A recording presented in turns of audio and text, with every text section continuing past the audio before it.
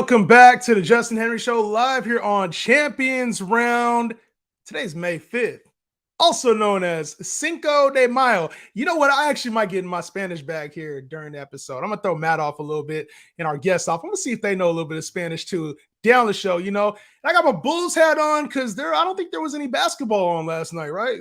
There was no basketball. I didn't see any two teams playing. I didn't see any blowouts. I didn't see any goats getting destroyed last night. So there must not have been any basketball on. But, as I check, there was some sports, Lakers and Warriors, two teams I'm not familiar with at all, decided to play some basketball, and the Warriors got to win. So, yeah, we got to talk about that here in a minute because this Laker team, one of the things I mentioned after game one was this Laker team was going to run away with this series if the Warriors didn't make any changes. Defensively, they had things dialed in because they had two players on the floor that could not score. And guess what? Steve Kerr went ahead and changed. I think he was listening to this show, and he said, you know what? We got to get JaMychal Green in the starting lineup. So adjustments were made by this Warriors team, and I expect adjustments to be made by Darvin Ham and this Lakers team. I know LeBron and AD ain't happy. And speaking of AD, the hell is going on with AD? Anthony Davis, one game we get Hall of Fame AD, 30 and 20. The next we're getting 5-shot AD, scoring 11 points. We need some consistency out of this man. If he can't stay on the court, he can't produce consistent results. What are we getting out of AD? Every single game, it's like the Lakers cannot rely on Anthony Davis to get them through this postseason run if he cannot get more consistent. He's obviously the focal point for the Warriors. They're like, hey, he started off hot. We got to slow him down. He seems to be the thing that's keeping this engine afloat. Now, if AD can't string together 3-4 consecutive games, there's no way this team's going to make an extended run in the playoffs. AD, you got to step up, bro. Like, you can't have 11 points. He said in the postgame, the shots that I took in game one happened to fall. The shots in game two just didn't happen to fall. Make your damn shots. You're an NBA player. It's not like they had super size out on you. They just schemed you up a little differently. And now you decided, it's not me. It's just I didn't make the shots. No, bro, you got to step up in a major way. This team needs you to be more aggressive. Going back to LA, this is a must. A must. Anthony Davis has to play consistently for the next two games, or this Warriors team who smell blood already in game two is going to come out swinging game three and game four, and it's going to get ugly real quick. Anthony Davis is the defining factor for this series. I'll talk a little bit more about Warriors-Lakers last night, and, they may or may not have played a game like I said, but we'll talk a little bit more when Matt gets on the stream. We also got my guy Kevin Coleman joining the show in the building. Huge Debbie guy. Debbie, for those who don't know, is like fantasy football, but like before they even get to the pros. So this dude knows like high schoolers, freshmen, sophomore, like you name it. He's the boys on Twitter for a reason. So my guy Kevin Coleman will be joining the show to talk about fantasy football values for these drafted rookies. We had a nice draft episode here. If you didn't check it out, I'd even rewatch it. It was a lot of fun. We had a lot of fun here on the stream. But it's time to start talking fantasy values. And where I come in, you see fantasy gods on the shirt. I've been doing this fantasy thing for a minute. So we're going to talk with Kevin. I want to see if we're aligned on a lot of these values of these top rookies. We saw Bijan Robinson get drafted. Jason, Jackson Smith, and Jigba get drafted to the Seahawks. So where are these values now that we know the teams that they landed with? And especially for a lot of these quarterbacks, right? These quarterbacks, you talk about Bryce Young, Anthony Richardson to the Colts, Will Levis slipping to the Titans. There's a lot there, but I got to bring my guy Matt in. We can talk a little bit of hoop, bro. Otherwise, I can rant about fantasy football all day long. I got to bring my guy Matt into the building. I know he wants to talk hoop, but I don't think any hoop was on last night. Yeah, right? Justin, I didn't think we were going to have a show because there was no basketball on last night. I thought we were, just going to look past what happened. Also, I just want to say I failed Spanish twice in high school and had to take sign language. So please, if you're going to throw, I know like como estás and that, but that after buenos dias, after that, I'm a lost cause. Hey, muy bien, español está mi lengua secundaria. Puedo hablarlo más o menos, pero estás bien. Hey, este episode, we got a lot going on, so I'm going to get out of it. I understand it. You know what I mean? That's one of those things I did in high school. You got to take like, X amount of years in order for it to qualify, right? For me, I took 4 years of Spanish, gave me a college credit.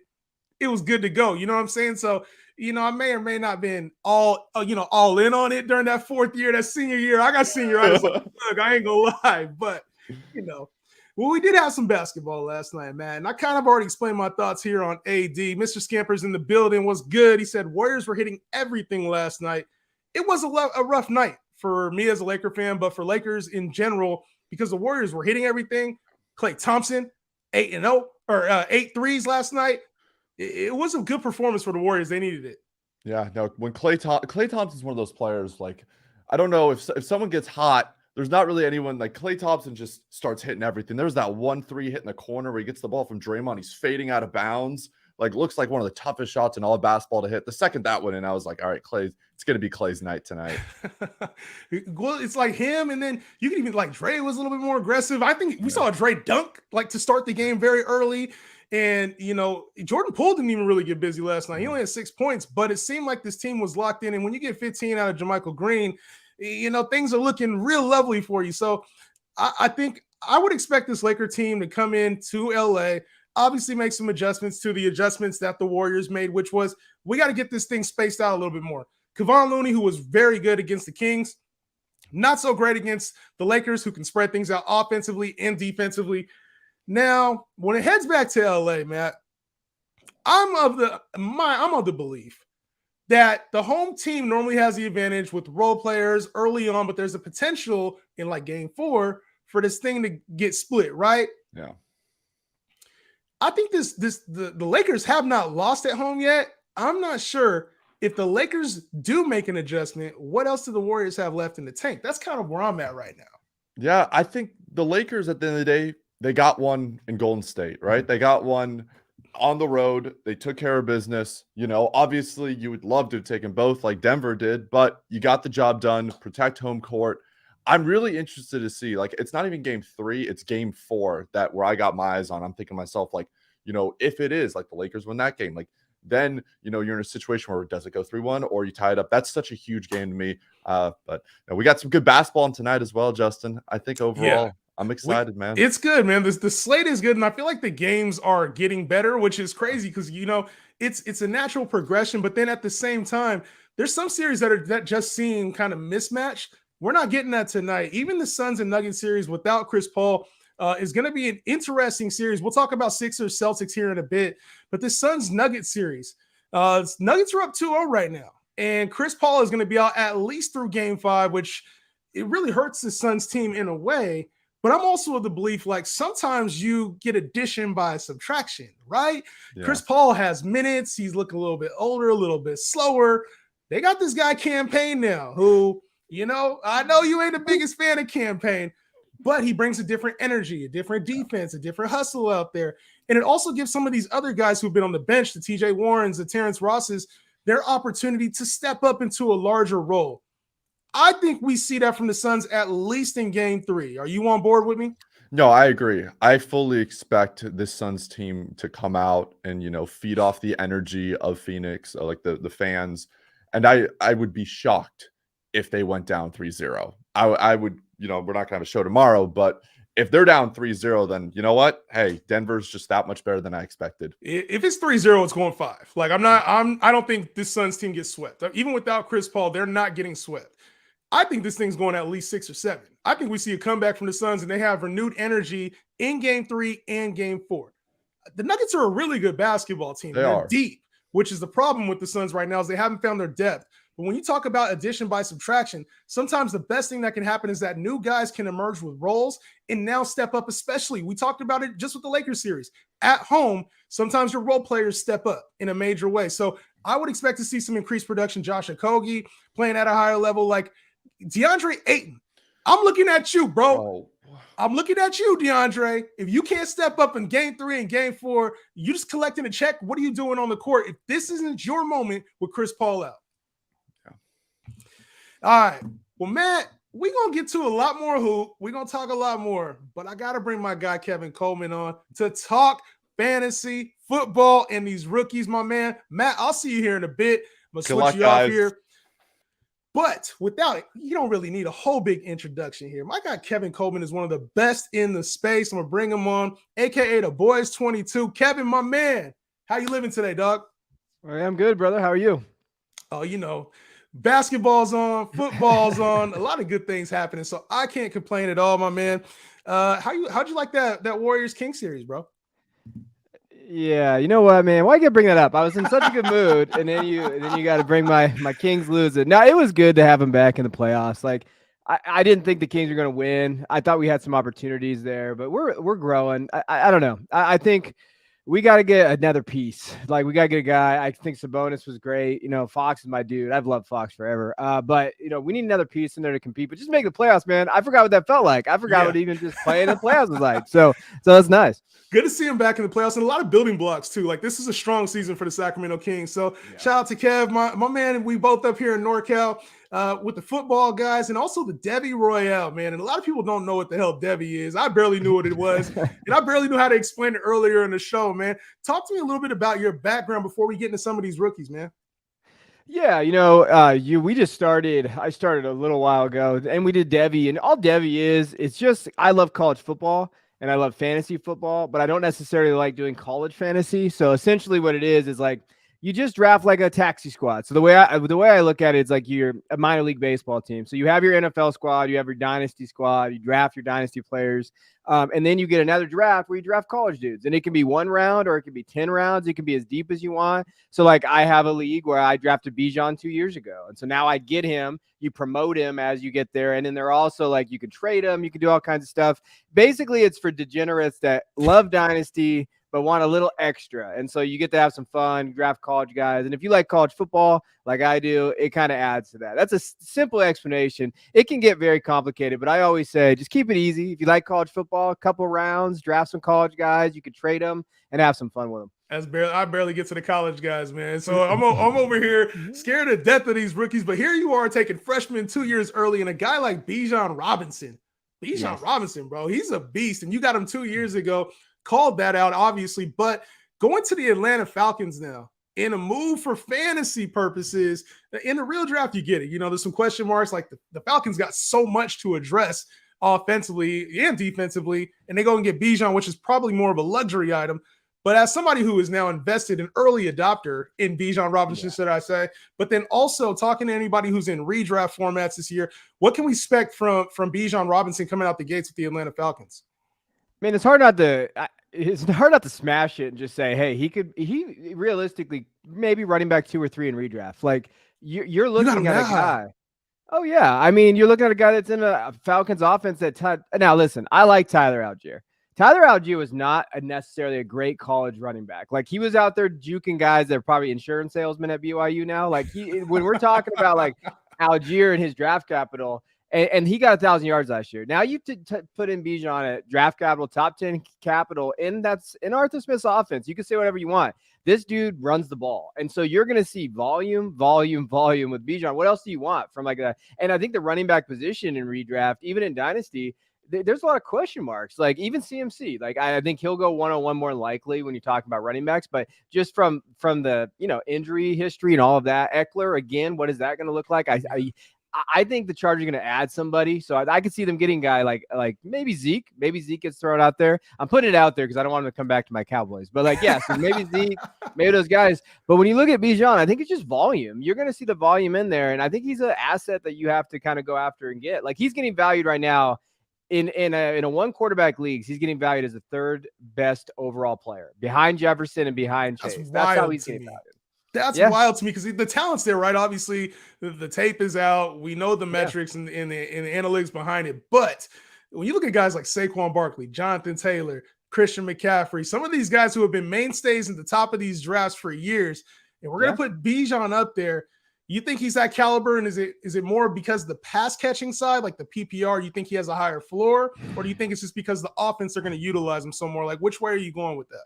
So I think talent-wise, he's up there. And then when you put him in an offense that have orchestrated the numbers that we see, I think it's just a simple, okay, he's got the talent. He's going to get the volume in there. I will say, though, the one thing that you brought up, I don't know what the involvement in the passing game is going to look like. So if you're concerned, like if you're in a full PPR league, like I feel like half PPR, he's a smash. And obviously, if you're still playing standard in the 1990s, like that's a stash. that's a smash too. Right. But in PPR, I do understand the quarterback situation, Ritter and Heineke there, like who's going to be that? They have Pitts, they have London.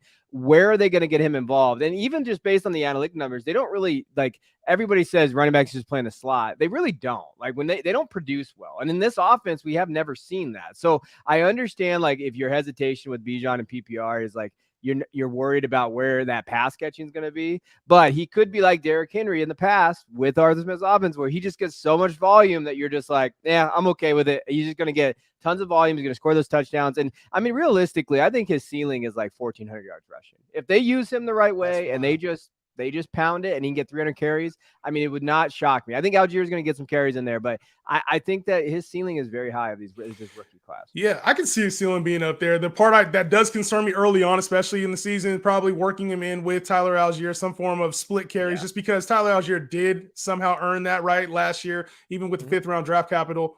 But I also feel that the touchdowns may not be there with this Atlanta offense. And so all depends. I think you're drafting, if you draft Bijan Robinson, you're kind of all in on the fact that Desmond Ridder is going to be a good quarterback as well and be able to lead the offense.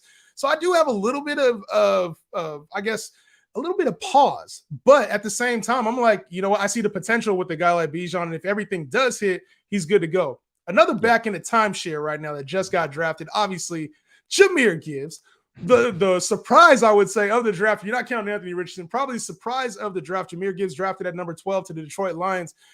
This is a fit. At first, we were like, oh, what's going on here? DeAndre Swift's there. But immediately we saw that got answered really quickly. The team has David Montgomery, obviously took a lot of strides last year in the running game, a healthy amount at the goal line. What are you thinking for Jahmyr Gibbs here in his role for the Detroit Lions? Yeah, you know, when you look at the Lions, I cannot believe I'm saying this out loud. Lions have a legitimate offense. Like they have, you know, they scored the 3rd most touchdowns in 2022. So like the touchdowns are there. You know, when you're looking at Gibbs's role and what he can be, I mean, he's their top guy. Obviously, I think that he's going to get that target share that Swift saw last year. So he had 13% target share with Swift, but I do think Gibbs can be more efficient with that target share. So when you're looking at him, he's consistently stayed on the field. Swift is not. And I think that if you see a target share like that, where Gibbs can stay on there with his touches, like you're looking at a top 10 back more than likely. And the Lions gave the running backs 115 targets last year. And you think top 10 like in the future or like even as soon as this year, just because we knew what DeAndre Swift was. That was everybody's love last year or in the last couple of years. It's like DeAndre Swift has RB1 appeal. He's electric. He catches the ball. You think Jahmyr Gibbs can come in that place and pretty much seamlessly take over that role, but just remain healthy? I think so. I think he can. And I know the weight, the 199 always stands out, but his BMI at 5'9", 199 is actually what you like. Like analytically, it's okay. I think he could come in there and step up. I think the hiccup is like David Montgomery. Like Montgomery's going to get red zone touches. He's going to get that. So when you're looking at it, you need Gibbs to actually perform very well in that pass catching role. And I think that's the question. But I will say this, with Jameson not being there the first 6 games because of the suspension, there's targets to be had. Laporta is great. He's a rookie tight end, but again, we've seen rookie tight ends kind of slowly get involved in there. So you have Amon-Ra and who, right? Like Gibbs is gonna get the usage those first 6 weeks, and if he takes off and is efficient with those, they're not going to be able to just give him back to whoever's on that roster. They're going to give him to Gibbs. So as long as he stays healthy, you know, top 10 is probably moving forward, but top 15, top 20 for sure. And if they use him in that way and they score those touchdowns and that defense is still bad, I'm all aboard the Gibbs train. That's crazy. So he'd probably be more around like that Najee Harris, Travis Etienne type of range, maybe a little behind those guys is about where you'd have him. Yeah, probably in that redraft ranks. I haven't necessarily. I'm not that degenerate. I haven't got like.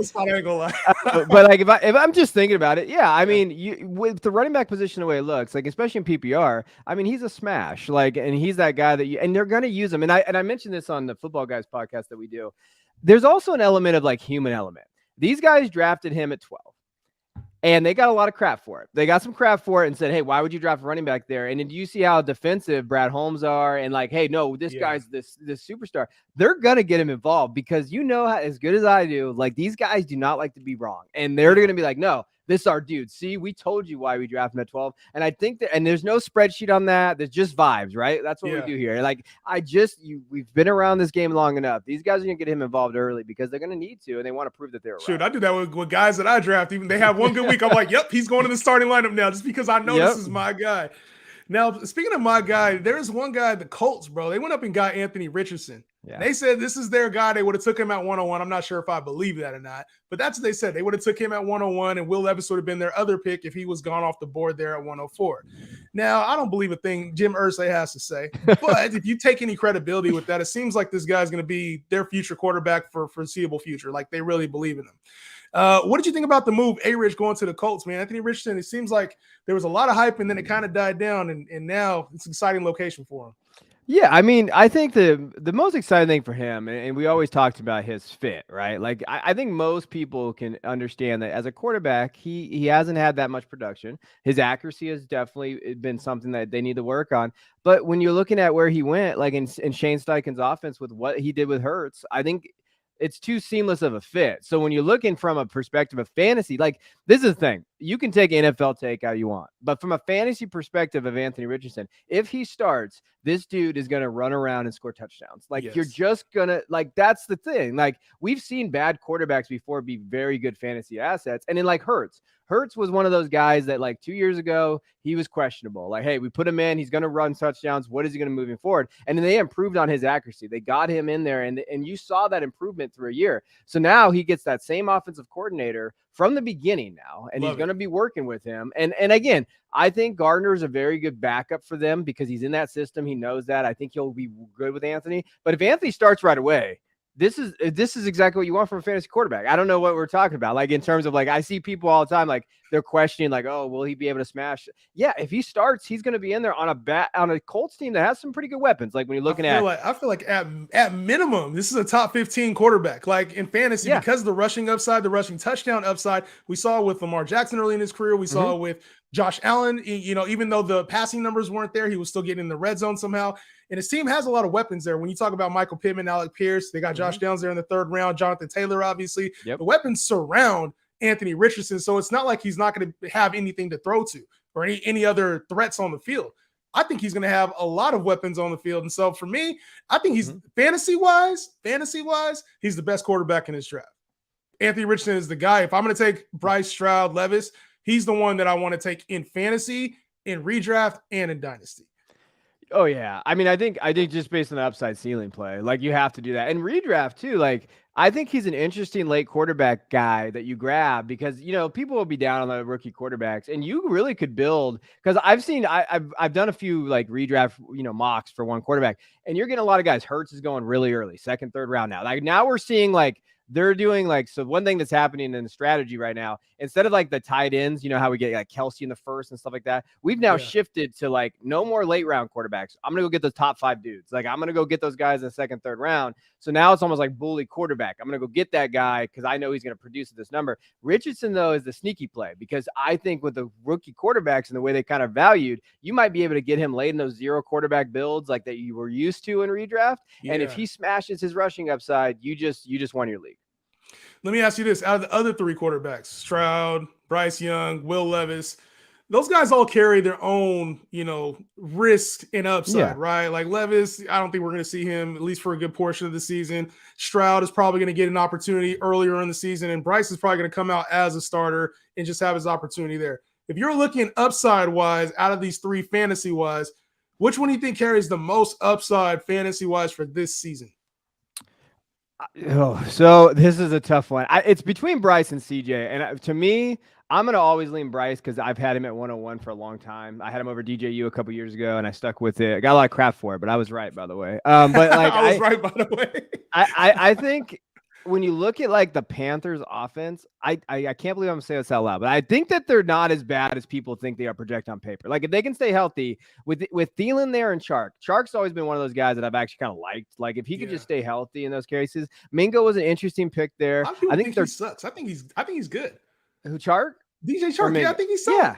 He's solid. He produces when he's healthy out there, and he gives them that kind of that field stretcher, that guy that can kind of step field. Thielen can be that PPR guy for them and kind of be that reliable target. And in Sanders and Hubbard there, I think those guys separate themselves a little bit in terms of like they're very solid pieces for Young. And I think from a perspective of like, can he do well? Yeah, he can do well next year. I think that he has a very safe floor. Like to me, Bryce Young has an extremely safe floor. CJ on the other hand, that wide receiver room is natty. Like he has not seen that ever. Like Ohio State. Could you imagine going from Ohio State's receiver room to this? Like, and he's just looking out there, and he's gonna struggle, I think, a little bit because CJ is probably best, like in terms of what he does the best, and is he ball placement to all levels of the field. And he processes really well. Like CJ does that really well. But again, these receivers, I mean, who's creating separation for him? Robert Woods, Nico, none of those guys are. Michi, like it's ugly, man. I don't know. Yeah. Bryce, man, he's one of those guys. I think he can be kind of like a Anthony Richardson light fantasy impact wise. Like you get him late round and he has potential to be like a starting QB for you in super flex during bye weeks or towards the end of the season. I'm not really excited, like you mentioned, about CJ Stroud and then Will Levis. I'm not really in on him either. What about the receivers, though, man? So obviously we saw JSN go super early, but to a bad situation, right? This is a situation people didn't want, I would say. Like everybody was expecting to go Houston, somewhere else, but not Seattle, where they got DK and Tyler Lockett already locked and loaded. What did you think about that when it happened, the whole JSN situation going to Seattle? So I love it like after next year. So like I think Lockett probably will move on. I think they can get out of his contract like $14 million if they do. So like after next year, yeah, great. I think this year, I think the question mark with that offense is like with Walker and Zach Charbonnet getting drafted there as well, like where's the volume going to be? Like where are they going to be able to distribute the ball there? I think he's a very like solid third option right now in terms of that offense and where it's going to be there. I think with DK stretching the field, he will sit in, he fits in seamless in the slot. But again, what are they going to do with Lockett? Like it's a weird kind of fit right now in terms of that. And I'm not as like Geno guy. Like Geno Smith, if people like, I really feel like he wrote, we ain't right back, and now we writing back to him. So what's up? You don't like Geno?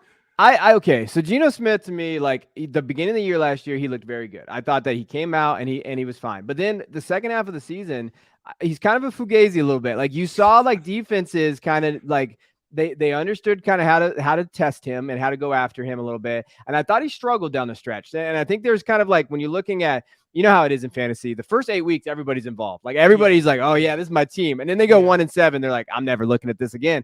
And I feel like Geno, those first 7 weeks, everybody's like, oh my gosh, Geno's a QB1. And then you slowly saw the dip and people weren't noticing the dip because, like they're out of the year.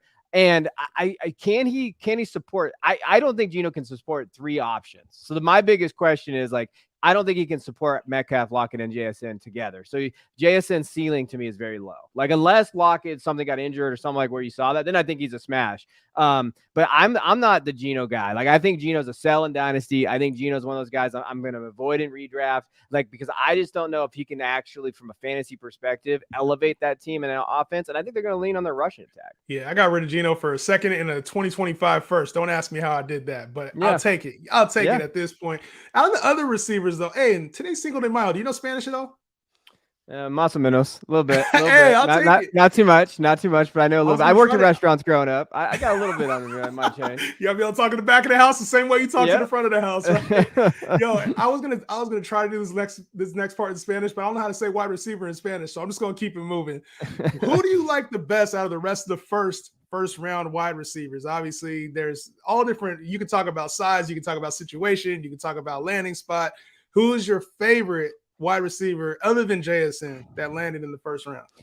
Yeah, I mean, it's probably between Jordan and Quentin. Like Zay going to the Ravens, I don't know. Like I like Monken's offense from Georgia, and I think he'll do well there. But again, Lamar and trying to like figure out what the hell's going on with Shad and OBJ. Like, I don't know where the target's going to be distributed there. I probably will go with Addison and Jordan Addison. He's going to the Vikings. I love the fit because he's the wide receiver too. And he's going to have those built-in targets there. Jefferson's going to be on the outside commanding doubles. And Addison he's pretty explosive after the catch. And I think that he can win verticality, but he's always very polished for a receiver. And I think they have a plan for him because he can play slot and outside. Like I know that they can do both.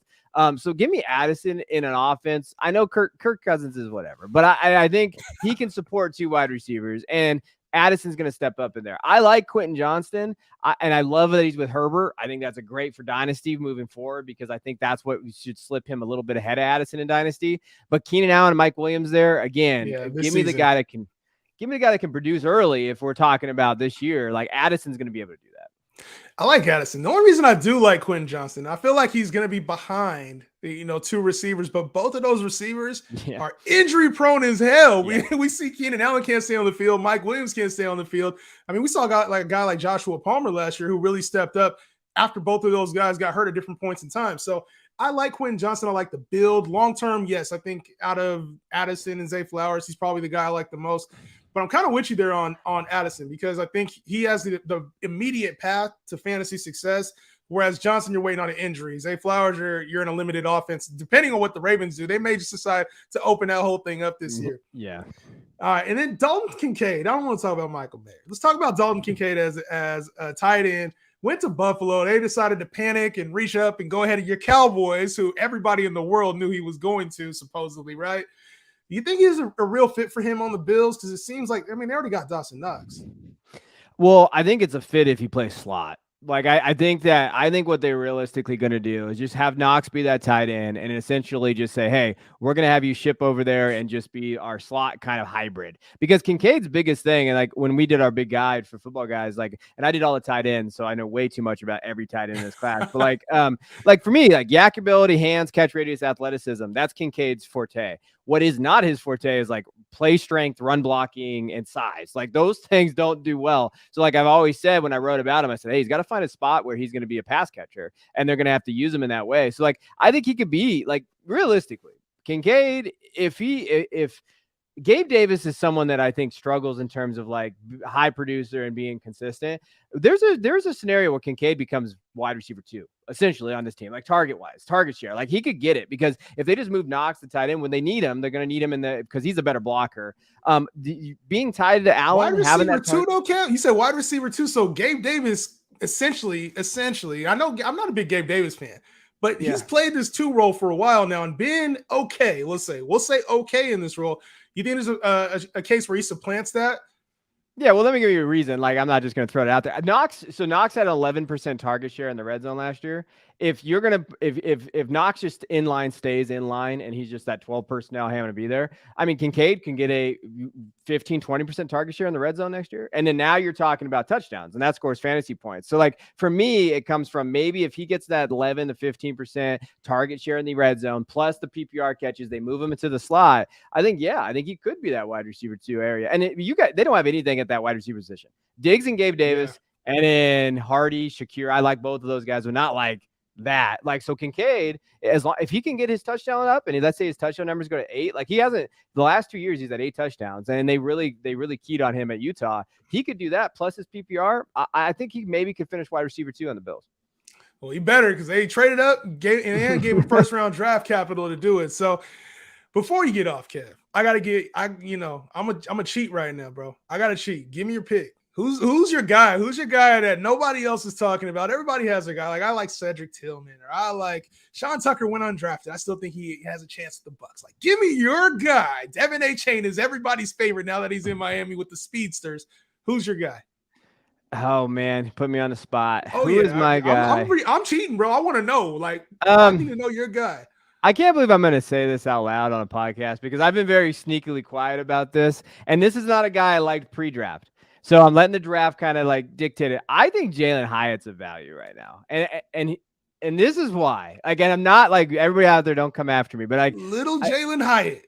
Listen, he is the only one on the Giants roster that has his skill set. So when you're looking at the wide receiver room, he is the only one that can play on the outside and win vertically.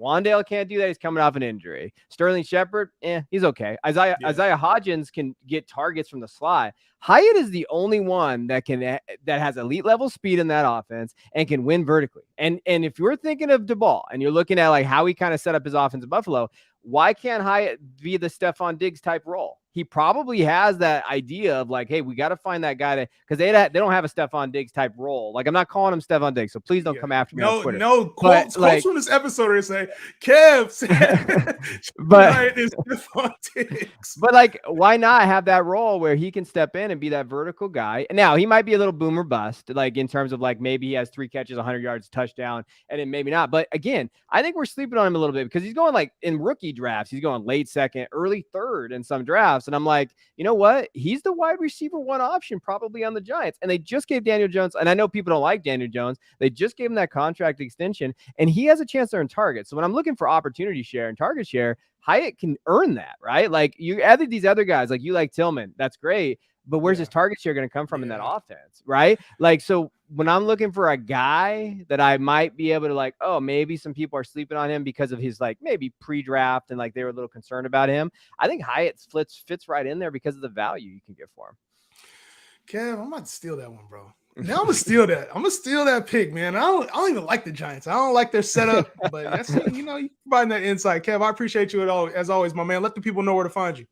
Yeah, you guys can find me on Twitter at DuBois_22, a little homage to my Dallas Cowboys. And then you can find my work, Football Guys. I do a lot of Dynasty content there. And in the Debbie Royale, if you like college football, we do a lot of that, our YouTube channel, stuff like that. Enjoy having you on Talking Rookies. I'm glad we ain't here talking about the Kings and not the Lakers. So I have to get you back on here soon, my man. Appreciate you. All right, brother. See ya. My man, Kevin Coleman, the boys, man, always dropping the fantasy insight, bro. Gotta love it, man. I gotta bring my boy Matt back on. Were you listening to that? Did you miss some of that? I know you're not a big fantasy guy, but did you hear some of that? There was gems all throughout that, bro. And you still muted, man. You gotta fix your mic. Fix your mic. If you're gonna come back on the show, you gotta fix your mic, Matt. I heard the end, and I'm gonna make my return to fantasy football, and I have one goal, and that's to beat you. So you know what? Maybe I need to get my information from somewhere else, considering this is your show. But the Hyatt, I like that. I saw a lot of people talk down about him like during the draft or before the draft and stuff like that. But at the end of the day, I want somebody that's going to get the ball thrown to him, that's going to have a chance. A lot of his size. Everybody's worried about the size, and they're worried about, is he big enough? He's too small and things like that. But at the end of the day, production matters. And Kevin Colby knows his stuff. Like if we're talking he can win on the outside, then I believe it. And so there's a bunch of small receivers in this draft. I think a lot of people are concerned about that size-wise. But at the end of the day, size matters, but to an extent. You can win being a little bit smaller. Let me ask you a question, Justin, really fast. Yeah. Where are you drafting DJ Moore? Huh? Am I drafting DJ Moore? Where are you drafting DJ Moore? Like, where does he fit? I'm not drafting DJ Moore as far as I can throw him, bro. Like, I do not want any parts of DJ Moore. I don't want any parts of that Chicago offense, maybe Justin Fields, but I absolutely hate fantasy players that are in Chicago. No hate to your team, no disparage to this hat. I just don't like any Chicago players because in fantasy playoffs, weather also matters. And I can't stand home games in Chicago when it's windy, snowy, rainy, because guess what? You can't throw the football in there. And what's DJ Moore to you? On your bench. Absolutely nothing. Get him out of here. Get somebody else. I ain't with the DJ Moore talk. Speaking of throwing the football, Matt Mayoko, a Niners beat writer that I respect a lot. He's been around for a while. I'm a Niners fan, obviously. I read a lot of his stuff, his takes, his insight. Very good insight. But he came out and said Sam Darnold, of all people, Sam Darnold, who is ran away, traded from the Jets. The Panthers didn't want him back. Benched him at times, let others play. Third string for the 49ers is the best thrower of the football the Niners have ever had.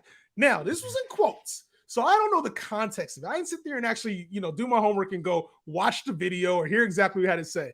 But that quote is wild. The best thrower of the football the Niners have ever had. You talking about Steve Young, Joe Montana? Are we going that far back? Jeff Garcia? Like, how far back are we going? And what is this? Sam Darnold couldn't even make it on the Panthers as a starter. He couldn't make it as the Jets as a starter. Now he's the best the Niners have ever had. How wild of a statement is that?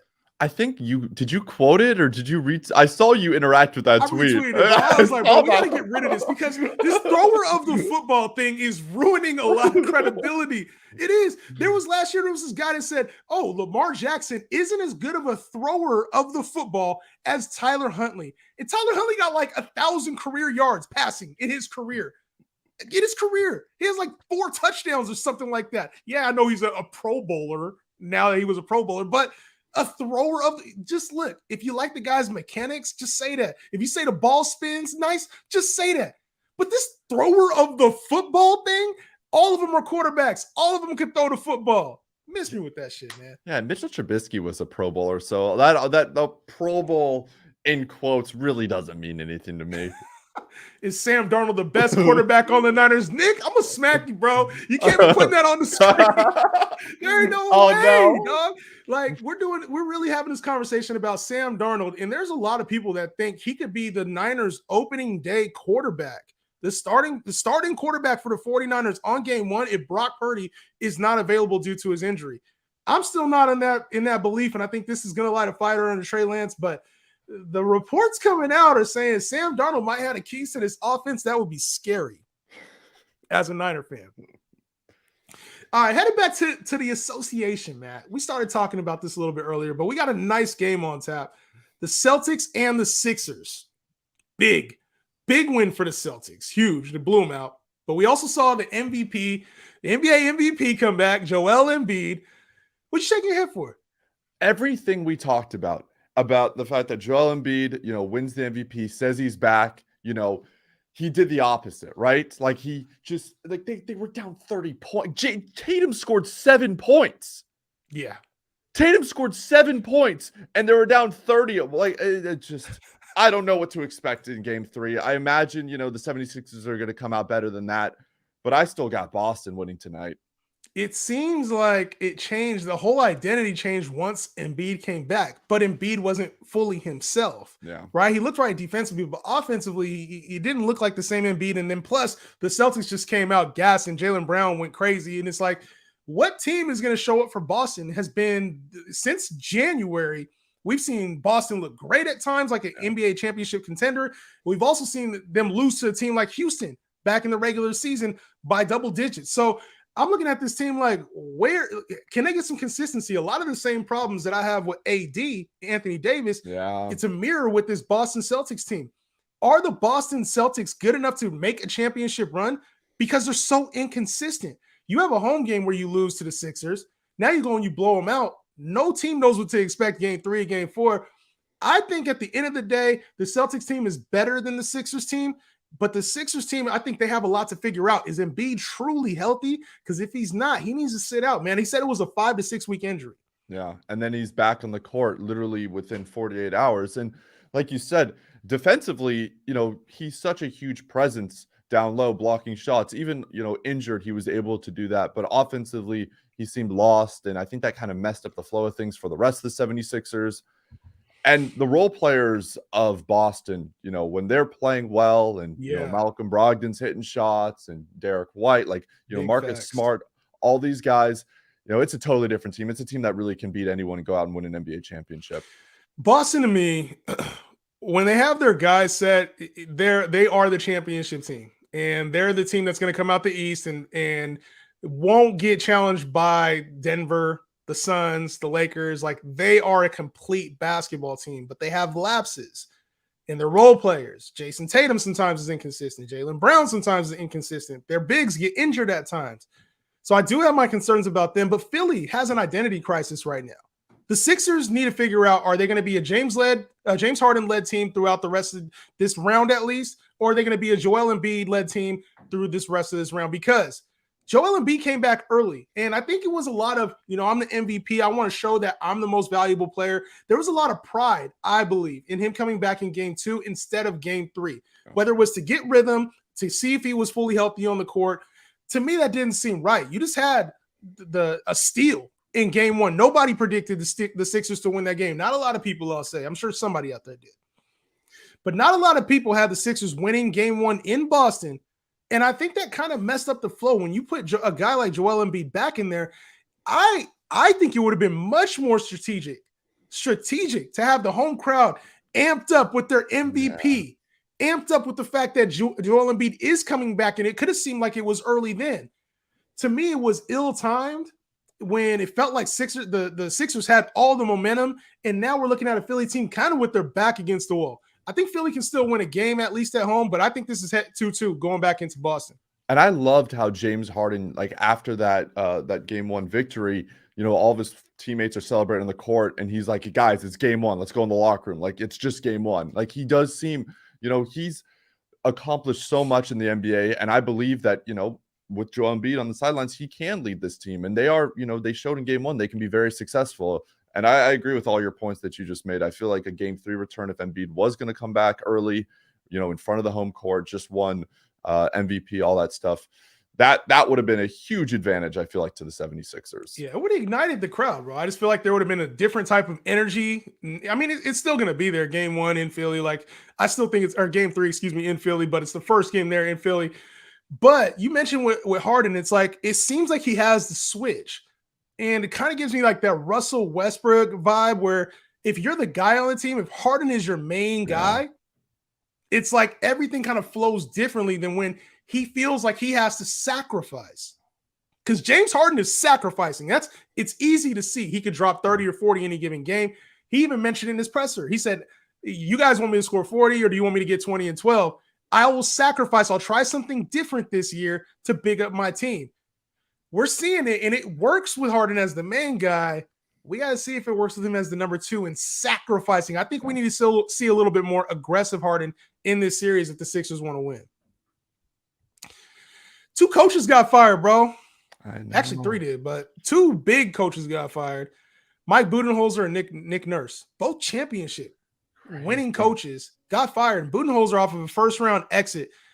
To me, that was very surprising. Like, I get it. You got to shake things up. He hasn't, since that championship, this team hasn't really lived up to expectations. But are we just getting rid of – Dame Lillard came out and said, why are we getting rid of coaches that just won championships, man? Like, it's kind of crazy to see these guys getting axed so quickly. And I have a lot of question marks about Milwaukee's future because this team has no, cap space. They're only getting older. If they try to run it back again, like these guys, they've dealt with injuries throughout the past few years. I don't agree with the firing. And like you said before, you see Nurse, he wins a championship. He's gone, within 3 years of that. Mike just won a championship. What was it? 2021, right? They won? Yeah, 2021. Bucks just won.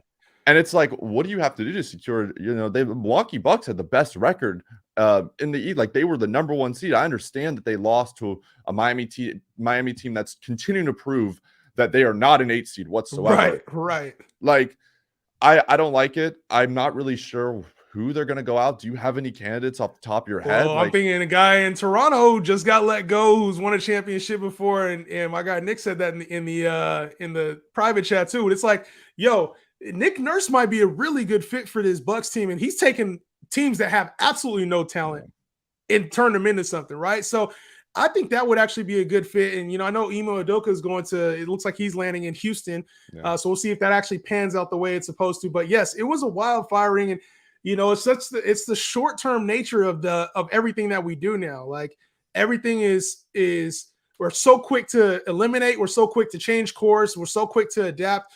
When a lot of guys prove that they can win, it's tough to find that sometimes, So for me, I wasn't surprised by it because when you lose in the first round like that, something has to change. Shakeups have to happen. But to see it happen to Budenholzer like that, it was kind of shocking. I'm not going to lie. I'm not going to say I agree with it. Justin, how the hell does Billy Donovan get an extension for losing in the first round?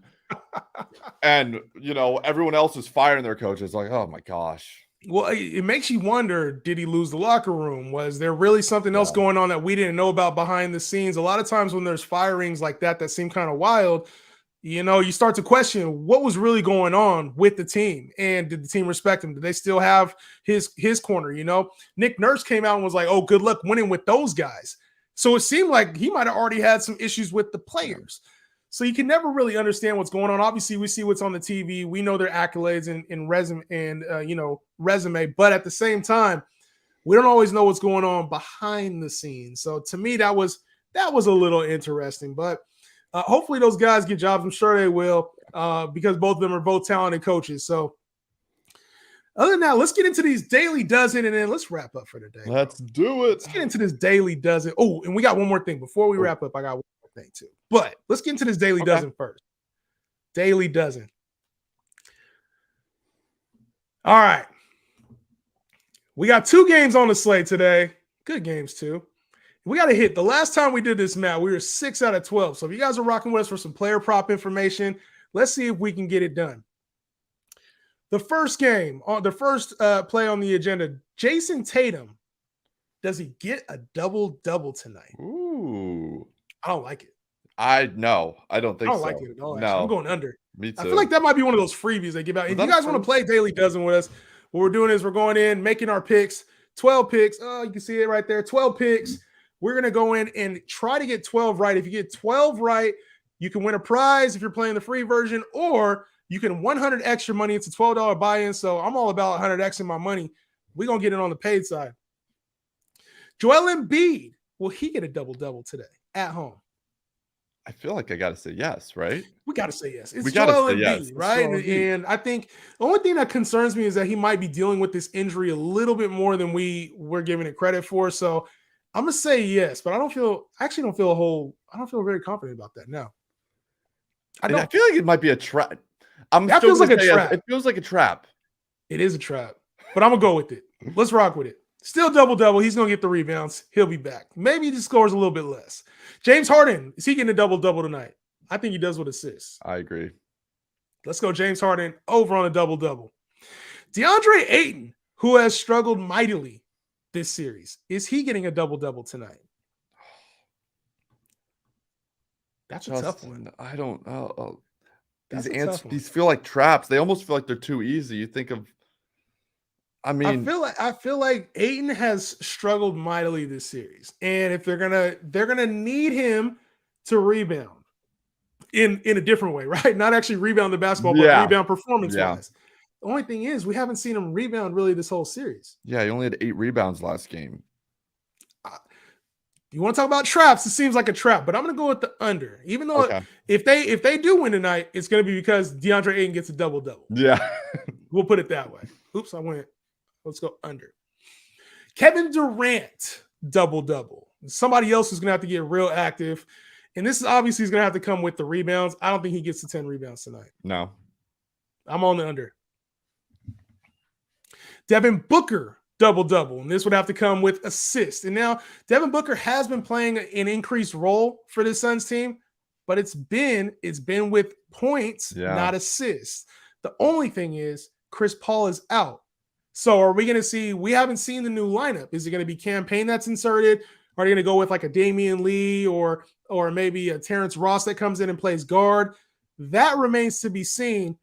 When Devin Booker does have an increased role, a lot of his point guard numbers go up. The assists, he gets a little bit better defensively, steal-wise.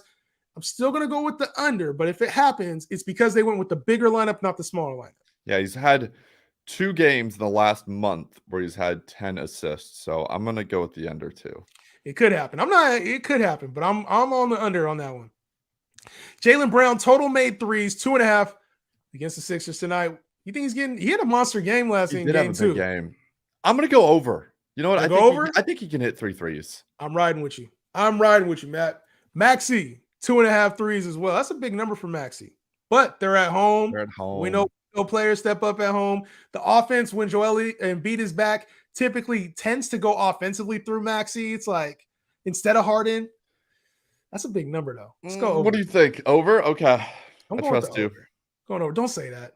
Don't say you trust me, because then if I let you down, I'm going to feel bad. I'm going to go over. All right. Derek White. I think we hit this last time. We're going under or over? I think we hit this last time with the under. Do we go under? With the over. We hit it with the over last time. Yeah. Well, because we took like all the role players on overs for the Celtics. Over. It was Smart, Derek White, but that was also at home in Boston. I'm going under for Derek White. Okay. Now, Jamal Murray. Ooh. No Chris Paul. Campaign probably on him. 2.5 made threes.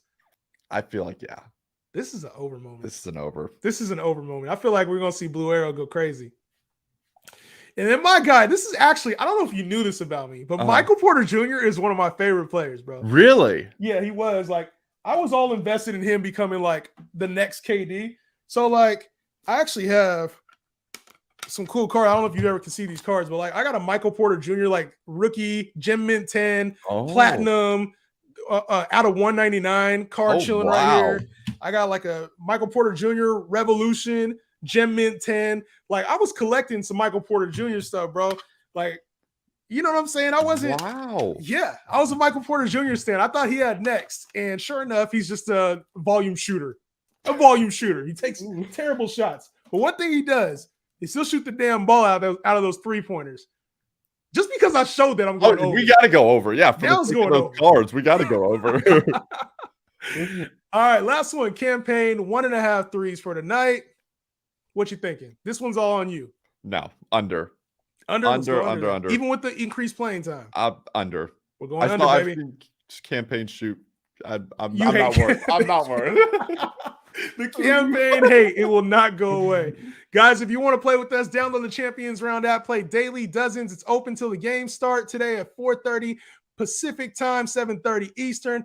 Get your money. Get it up. And then also spicy slips too, man. Go live during the games and bet on player props. So, yo, Matt, it's been real, bro. Cinco de Mayo. What you got planned for today? Anything good? Not much. Just I'm excited to watch some basketball. Maybe I don't know. The weather's nice here, so I'm gonna maybe go for a walk and take the dog out. What about yourself? You got any plans? Normally, I have a little comida, a little cerveza. The cerveza not today though, bro. Hey, since last week, I have not had a single drink. And yes, it's all been water. I'm not having nothing to drink tonight, man. But I might get some tacos though. A little taco, a little burrito action. So, guys. Appreciate y'all tuning in with us. Make sure you have a good weekend. Enjoy your day. Make sure you guys are safe. We'll see you guys on Monday. Peace out.